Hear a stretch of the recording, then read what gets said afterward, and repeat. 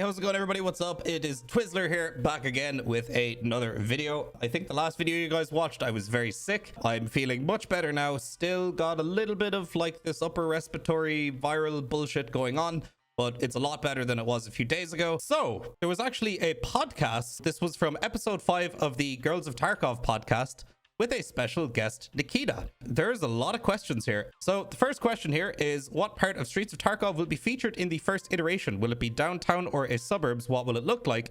And how many PMC players will there be in the first iteration of Streets? So here we have the response from Nikita. I want to say right away that we didn't plan to have the entire city even in the final iteration of the location. There will only be the most interesting parts. The city itself is quite large, and we designed it to be that way, that we could gradually expand the Streets of Tarkov. The first iteration will be part of the location that's closer to the center, without the suburbs. Initially, the suburbs were planned as a separate location, but we decided to move it into the DLC. So this is what I was saying before, where on the map of Tarkov, there are actually some locked locations that have just been there for a really long time. And the team has come out and said that before, that some of these maps will be done, some of them won't be, some of them won't even exist. And then some of them might be, you know, DLC down the road. So I guess this is what might be happening with suburbs. At the moment, the key task is to make the main city. It will be a large part where some buildings will be closed. Some parts of the streets will be blocked off. This is an ambitious task that requires a large number of developers. It is a difficult and unique task, which is hard to fulfill in the level of details that we originally thought of. Also, we pay special attention to optimizing the location itself so that players will have the same or better FPS than on the Lighthouse location. So hopefully a lot better than the Lighthouse location on launch, because Lighthouse on launch was a little bit tough. Due to a large number of objects and textures, we had to implement a new optimization modules and processes. Now it's already possible to run around the location, but there is a question of the number of players. One of the main conditions for launching the city is the ability to keep a large number of NPCs and players on the location in the long run. There will also be many points of interest, bases, and patrols in the city. For example, within one house and the surrounding street, we need a minimum of 15 scavs, which I will tell you guys right now is probably more than the minimum amount of scavs on some maps in their entirety right now in EFT. And that's one house out of many. All of this will require the implementation of a new system that will allow us to place up to 100 entities, players, and NPCs on location at a time. In the first iteration, we won't have this yet, but we want to get close to those values later. So that's insane. So I guess they're working on a new system that's going to allow them to have more scavs and players in a certain area without it being probably a super laggy absolute mess. So fingers crossed, because I've been saying this for a long time. We need more scavs in Tarkov.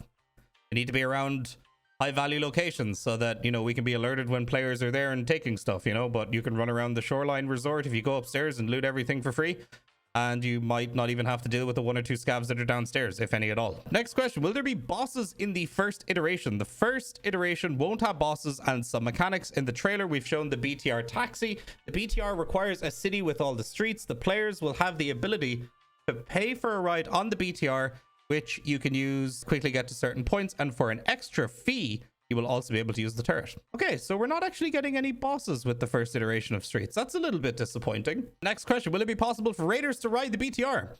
We'll see. The mechanic that will be in the city will combine everything most interesting in the game. The final iteration of the city will bring a lot of new mechanics related to AI, new exits, access to the labs location.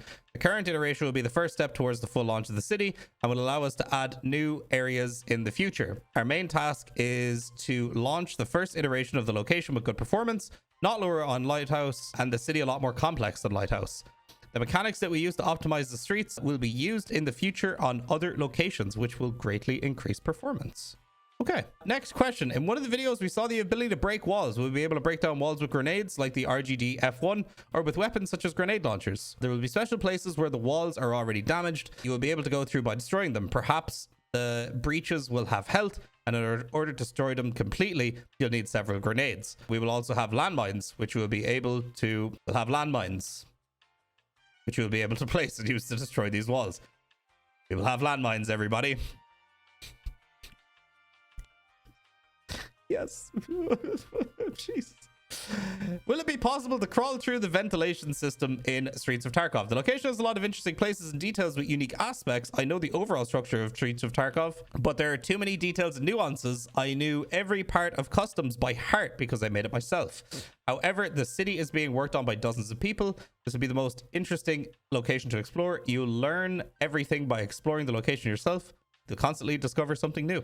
Okay, so the question's being dodged, so maybe he's dodging that for a reason. Will the first iteration of the map have new exit mechanics that we haven't seen before? So in this iteration, there will be standard exits, but there will be different exit options in the future, such as using a flare gun to extract. Oh, cool. I like that. We want to move away from simple and free exits. Everywhere else, you'll have to do something unique, pay with cash, show up at a certain time, use a flare gun, pull a switch, and so on. These mechanics will not apply to scav exits. They're locals and know the place as well. That makes sense. Talked about the mechanics of deforming walls and physically making the environment and hitboxes behave correctly during an explosion. Will there be a similar mechanic in other locations? Yes, they will be added in the future. We physically won't be able to add them to every location within the first iteration of Streets. We may even disable physics for the first iteration of Streets, but in the future, we will add them to every location. Okay, so destructible walls in the future will be a thing on other locations, so that's cool. Will there be new ways to open doors in Streets, like a mechanic where you have to enter a generated password in a panel to open a safe or a door? We've been planning this mechanic for a long time. We've even finished the model of the code panel. We want to integrate this into the game in the future. So it seems like we won't be getting it with Streets immediately, but maybe when we get a small update to Streets, they might add this in and we might, you know, have to go searching for codes and stuff like that in order to open certain doors, which is pretty cool. Will it be possible in the future to use elevators in the city? Example, go from floors 1 to 10 to get to the roof. And will there be new vertical movement? There will be a lot of vertical movement in the game, but it won't be possible to walk through any building from top to bottom. Complicated technically, and it would take a very long time. The city will have lots of unique places to go, but there won't be a possibility of exploring any building first floor up to the roof. With the current level of detailization, that's a word I've never heard before, this will simply be impossible to even load into Streets because the detailization will be even more insane, with even more objects and all that. Certain buildings, it'll be possible to go to the roof, but not in every building. Yeah, I don't think anybody thought when Streets was coming out that every single building you see, you're going to be able to explore it from ground floor up to the roof. Like, that's ridiculous. Will the lab location no longer be available in the menu where all the maps are displayed? The lab location will disappear from the map selection menu. The location will need to be accessed through other locations. Okay, so that's down the line when we have to enter labs through Streets. Is the entry system access card final? Will there be any other entry systems to this map other than a card? The current infill and exfil system to and from any location is temporary. Once we have everything ready, we plan to rework the mechanic entirely. At the beginning, the player won't have instant access to all of the locations and will need to unlock them sequentially. I like that. That's fun. I like that idea. Mostly because it forces everybody into a clusterfuck at the start of the wipe because we're all playing the same map, which is probably going to be a lot of fun. Will the number of players in the lab location change? Unlikely. If there are too many, it'll be overkill. We have game conditions, for example, 20 people in the city altogether will not be able to go to the laboratory because the location has a limit to the number of players. You see, I'm wondering how that's going to work, because what if you just go to Streets and then go to labs, but nobody else on the Streets map goes to labs with you? You know what I mean? Like, is this going to be a case of like when you get to labs, it's just going to be completely empty most of the time? You're just going to be fighting raiders? Will there be sniper bots on the roofs of the city? There will be, but I don't know if in the first iteration it's not entirely clear what we'll be able to implement in terms of bot intelligence. I can only say that there will be various bots on Streets, but what kind and in what quantity, this is unknown. The first iteration is a test one aimed at exploring looting without adding new features and mechanics. Also, we plan to add some base quests to location, but the story quests and the large number of new mechanics that are currently being worked on will only appear upon release. When he says appear upon release, guys, by the way, that means the full release of Tarkov. It's not the release of Streets, it's not the release of the patch, it is the full release of the game, which a lot of people have been confused about because they think that when Streets of Tarkov comes out, we're starting to get the story quests, but we're not getting any of the story quests. We're not being told about any of that stuff until the game actually fully releases. Will it be possible to use a grappling hook? The mechanic is interesting. What about adding an ability to ride an ice sled too? But we're not going to go too crazy. Jesus Christ. Just imagine that we built a plane tester going on and they tell us make a third engine in the tail and it will fly faster. Anything is possible, but only if you stop the development and redo everything. For example, that's impossible to completely rewrite the network from scratch in the game now. We'll need half a year to rewrite it and 2 more years to test it. Someone will say, why don't you make it properly the first time? When we first started doing everything, we didn't really know much. We had no idea how to bring such a project to life. We essentially created a new genre, but we still have plans to finalize and greatly improve the network. Next year, we have changes planned to be able to launch a big number of players on Streets of Tarkov. We got a couple of arena questions here. Could you share with us what state the arena is in right now? It's going very well. Everything is going pretty much on schedule. There's a separate team working on the arena, but we also have to get the EFT team's developers involved to resolve tricky issues. We will let you know very soon when the beta will start and how the mechanics will work. You will have to understand that there will be a lot of connected things when developing arena, the launcher, the website, the backend. It takes a large amount of time. It's essentially another project with an appropriate approach. Which is true. It's going to be very, very different from standard EFT. Just because you're kind of taking the gunplay and the general mechanics of the game over, you also have to remember that they pretty much have to build like their version of Call of Duty, which is, you know, a multiplayer shooter, like an arcade shooter. Will there be a 1v1 mode in Arena? Yes, there will be within a special game mode. Okay, so we'll be able to 1v1. That's going to be toxic. I'm excited. Will it be possible to create weapon presets and share them directly in the game without needing to take a screenshot and publish it to Discord? Actually, this was in the plan, saving presets and the ability to share them. We even planned on an upvote system for presets. After all, we have so many builds and such little things that are very important. This was talked about actually on a podcast before the weapon preset system ever even launched in Tarkov, by the way. In the future, will it be possible, for example, to shoot while opening doors? The player opens the door with his left hand and holds the gun in his right hand. It was planned. We showed it in the very first trailer. Now it all depends on whether we'll have time for this kind of thing. I think we will, but later. In the future, will it be possible to shoot from the supine position? So the supine position is basically prone, except you're lying on your back. Apparently, it was in the plans. Will there ever be a dust off the ground animation when shooting while prone? Why not? We'll add it. I love these like quick little one-word answers. It's great. Are there plans to allow players to use repair kits in the raid if you found it as a PMC or a scav to fix weapons or armor? No, this is not planned. A full-fledged armor repair is not an in-field thing. Replacing armor plates in the field is possible, but not full-fledged repairs, no. If in the future we'll add a custom durability indicator to each element of the weapon, there will be where each part will have its own durability, maybe that would be possible. For example, you found a weapon bolt in raid, you can change it on the spot, it would be less problems, but you won't be able to just clean a gun with a rag and magically everything will be fine. Do we really need to add individual durability to every different part of the gun? Oh, Jesus Christ. Will this patch bring an expanded statistics of damage at the end of the raid received or dealt on each enemy? All types should be separate: weapons, grenades, melee weapons. Not in this patch, in the future, perhaps. Could we add the overall statistics, how many raids we conducted on each map? It would be nice to see how many raids we played on our favorite map at the end of the wipe. Maybe expanded statistics will be added in the future. Can we make statistics so that at the end of the raid, it would show the number of players on the map? I would love to know this. This stat would be restricted to players in a party, only be available if you were killed or the last member of the team extracted from the raid. Such statistics could also include the amount of damage, who you hit and who you killed, and even who is talking through VoIP nearby. This, by the way, would help send reports for toxicity. We've always tried not to give too much information, but in general, the plan was to have the results of the end of the raid come back after a while with basic stats. But that's not realistic. Perhaps this will be done as a kind of in-game service. We'll see. Yeah, we talked about that before. Like, you could get information from Fence after a raid was completed about it. Suggestion: automatically create a dialogue when a person shows you their nickname, because sometimes you can't remember or write down the nickname of the person you met in raid. It's a good idea. Be nice to implement. That's a good idea. I like that. In the future, where will we see feedback on our reports on suspicious players? Will there be a system message in game or a notification in the launcher? Will it be instant notifications after the player is banned, or once a week, once a month? This will be a system messages in game. I don't know the status of the current task right now. Our heads are busy with other things, but we have been working on it.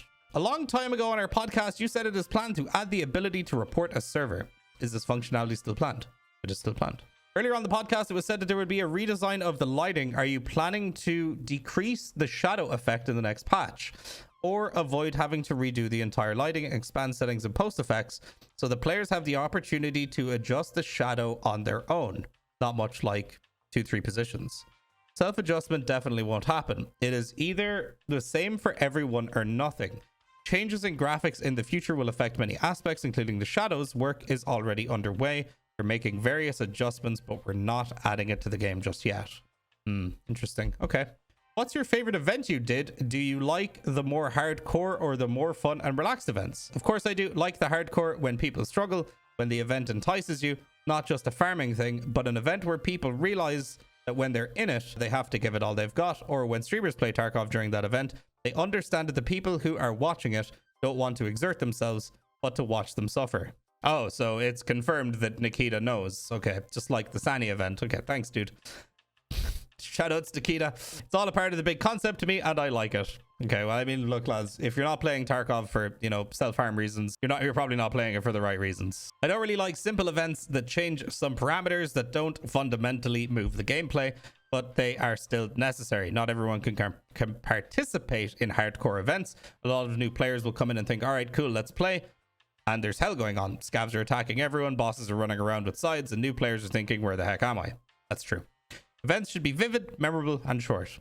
I will say, I really like the Halloween event this year. A lot of people kind of shit on it. I really enjoyed it. I thought Tegilla with the scythe was super cool. Do you have a dream to implement a cool new event? Of course I do. An event that changes the game. For example, an event that will change the seasons, add new characters. We have a lot of ideas and they're being worked on. These are complex, full-fledged events. I would especially like to mention the ARG events like we did with the bottles, for example. We want to make them on a larger scale. So stay tuned, it'll be cool. So the bottles thing he's referring to is actually a scavenger hunt, which was part of the Chronicles of Reezy storyline. Nikita, we know or guess that within each event, developers usually test some new features and mechanics that may remain in the game permanently in the future.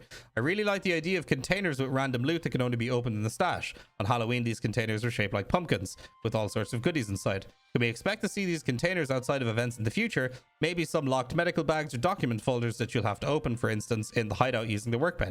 Yes, like the unique flare gun cartridge that can summon scavs, it's still in the game and can be found. There you go. That's cool. I like that idea. Tegilla had a new scythe during the Halloween event. Will the scythe still spawn on Tegilla during the wiper patch, or only for events? Only for events, but it's possible that in the future we'll have the ability to use the two-handed edged weapons with a leveled up strength. Maybe as an elite perk. For example, taking Tegilla's hammer or finding a scythe. But this will be a unique case. You'll have to do something to use it. Holy shit. Do you plan to add new event-related voice lines for the bosses or scouts? For example, Tegilla says trick or treat, and if you don't give him any loot, he'll attack you. And to coincide with Christmas, he'd attack you with a staff. There are nuances to the voice acting. Some of the voice actors don't work with us in the office. If there was be a voiceover, it will be those who are available. By the way, the new voice acting will be added in next patch. We voiced the bosses on the Lighthouse and also Killa and Tegilla. I need to check if it'll be in the patch. It was supposed to be a surprise. Oh, wow, he leaked that. There will be crazy voice acting just as I like it. I went to Moscow and voiced them there. The actors who voiced the characters of the game recently, they're close to us and we can always talk to them to voice new phrases. With actors who voiced characters a long time ago, there are problems. The probability of them voicing phrases just for fun is small. Usually when you write everything down, you don't touch it afterwards, but in fact, situations can be different. Voice actors themselves come to the studio, listen to the old recordings, and voice new cool phrases in that style. There was a unique event this fall that we just have to talk about. It was unprecedented in our game because it not only touched the in-game part of Tarkov, but also the real-life community. I'm talking about the event. Oh yeah, this is it, the Chronicles of Reezy. Nikita, can you briefly or not so briefly, if you want to tell us about the event idea? All the people in the team make amazing and unique events. They're doing a great job. The many years of my philosophy that I dictated are finally bearing fruit. They're doing what I always wanted to do. They do most of it on their own. This is great. The main thing was the organization. Big thanks to everybody who supported the event. Players, emissaries all around the world, those who helped without asking for anything in return. This event benefited not only the gaming community, but all of us developers, emissaries who are closely involved in development. It was cool to see that people are interested in doing something unique and cool. We are moving the lore, and now the third series of Chronicles of Reezy is out. The lore of the game is constantly moving and expanding. The most interesting will come with the storyline quests when there is a large amount of information about lore and when a person knows about the universe of the game, plus they take part in the development, it becomes easier to come up with something new within the framework of the concept. Oh my god. And when there are professionals around and they know what they're doing, there are many ready to help. This is feasible. Okay, so we might see more events just like the Reezy thing later. If it isn't a secret, will Reezy become a boss? Nikita has said, I have no moral right to say such things. I personally do not lead the story with Reezy, and I myself are as interested as you guys are. I'm even scared of what this will lead to, and of course, if I understand that some things go wrong, I will definitely intervene. But for now, I am enjoying what I've been doing for years. Usually, I was always aware of everything, but now there are moments where I myself am surprised. And it is very cool to see something and understand that I would do it the same. And for me, it's a good indicator that the guys who work there clearly understand the trick, and that's cool. It's almost December. New Year is coming up. Nikita, do you have any New Year's event plans? Do you plan on surprising the community with something new? Maybe we'll see snow in Tarkov, at least in the sky, build a snowman in the hideout, or launch fireworks from flare guns that are already in the game. I hope we won't exhaust ourselves to death by working on this patch. Making a snowman is cool, of course, but there is so much work that it's terrifying. Build a real snowman to support BSG. Hashtag BSG snowman. The hardest thing happens on New Year's Eve. We have a lot of work. I am afraid to say let's make something interesting on New Year because everything interesting is already being worked on right now. I already wanted to add so many cool, unique, needed features, but right now it's impossible for us. We did have a prototype snow. I remember it was procedural snow, but it was just a sketch. Hardest thing happens on New Year's Eve. Is that when they're planning on launching the wipe? Do you plan to make PMC clothes in the New Year's style? We have already have some elements, hats, beards, and so on.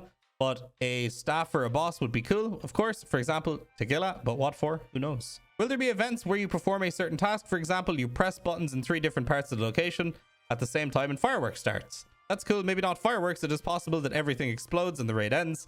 This is just an idea right now. Anything is possible. Let's see how the patch turns out. And if we have time, we'll come up with something. If not, there will be something anyway. The new boss on Lighthouse, Zryaki? Any details about him? No comment. Will there be radios like in the trailer? No, they will be added later. Everything will come eventually. Will there be another way to unlock scav quests for players who don't invest in the hideout? For example, some sort of mission as a PMC. Maybe. All the mechanics around the quest will be reworked for the game's release. We also plan to change and reshuffle the quests with this wipe so that players will experience the already familiar experience in a new way. What changes in general are planned to the hideout? Maybe some new modules appear. Workout zone will be added, and remember the idea of having a cat in the hideout? It's become a full-fledged task. It will be done someday. They're actually adding a cat to the hideout. That's awesome. What overall changes are waiting for us in the new wipe, and what co-op features will be added in the new patch? There's a lot of adjustments, whether it's weather, bot settings, 1 HP for everyone, etc. Some of the new settings will be added in the major patch. Settings for content creation will also be added in the future. Will there be a hardcore mode, for example, turning on a check mark in the menu so there'll be no access to the flea market? Planned. Very cool. In the future, is it possible to have notes describing the history of locations or something that would give us hints to the game's lore? The mechanic of reading books and notes will definitely be there. There will be a lot of it. Books, for example, could be used for manuals for crafting. There will also be new craft requiring books. Much of crafting will be expanded with the addition of storyline quests. Is there any plans to add new servers with a ping limit of 50, 100, 150? We try to make the most efficient use of the available pool of servers. If you split the servers by ping, then at some point there may be shortages of free servers. Will there be items such as gold cards or tools for breaking into rooms added to the game, which could open any door in the lab a single time? Players could choose which room he wants to open. A master key is in the plans. Actually, the black key card was originally planned as the master key, and it was supposed to be the most expensive key, but it turned out a little differently. The black card will be changed in the future. I've even said black key card is one of the best keys for labs, and now they're making it even better. Big pog. Will it be possible to create a queue for crafting and the ability to cancel a craft without losing items? We do have a skill that lets you make 2 crafts at the same time. I thought about the queue, but this is a mechanic. But this mechanic should force you to return. When we have an app in which it'll be able to start crafts, it'll be more interesting. The queue is simple, it makes life easier, and the app will not be simple. When you install the app, you can only see your profile and manage something, earn it. All of this will take time. You will need to unlock it in the game as well. Okay, yeah, they also confirmed the mobile app for EFT, which would be cool. What mechanics are planned to be introduced in terms of atmosphere, such as PMC smoking a cigarette, or when the PMC is tired from running, he'll be wiping sweat from his forehead? I've seen the laying on the couch and the hideout animation ready, but in general, these things take time and effort. When we have time, we will add it. There is definitely going to be some new animations. What about looting cars like crates, big containers, trunks, glove boxes, using a crowbar and breaking into cars? Not out of the picture, maybe for doors 2, for example. Having the ability to permanently assign the position of certain items inside the stash, will there be such a thing? There is a task to do that, yes. I've seen it appear somewhere. It was fully described, and it looked like it was being worked on. There are several types of blocks for it, a block for movement and others. A lot of features were made, but they didn't make it into the last patch. We'd like to see how all of this was created in some big documentary, for example, how the soundtrack too, that the games were recorded, the sounds are written, how the game is created within your company in general. Do you have any thoughts on ever doing that? We're already doing that to some extent. We do have a full team for that, and we will definitely implement something like that. We have a lot of old material. It's been fun, and we've had to put it all back together, of course. Everything used to be simple and clear, but for now we have a lot of people. This year we hired 60 people. Oh wow, I didn't actually know that. If you could go back in time, would you make the game differently? Oh god, what a loaded question. We're doing the game that we originally intended. The only thing is I'd pay more attention to the technical stuff. No one expected a niche project to become so popular, so of course I would have paid more attention to some parts of development, but 95% of the stuff I would have left as it is. That's pretty cool. So very cool Q&A, very long. Sorry lads, that was a lot of talking. So guys, thanks for watching. I appreciate it. Let me know what you guys think about this. A lot of really cool, a lot of really interesting questions. And I feel like we got like a confirmation for some event that's happening on New Year's Eve. Now, whether that's the wipe or something else, I don't know. But lads, that's going to do it for me. I am starving. I'm going to get some food and play some COD. So guys, if you liked the video, please leave a like, comment, subscribe, all that usual stuff. You know yourselves. I'll see you guys in the next video. Peace out, my dudes.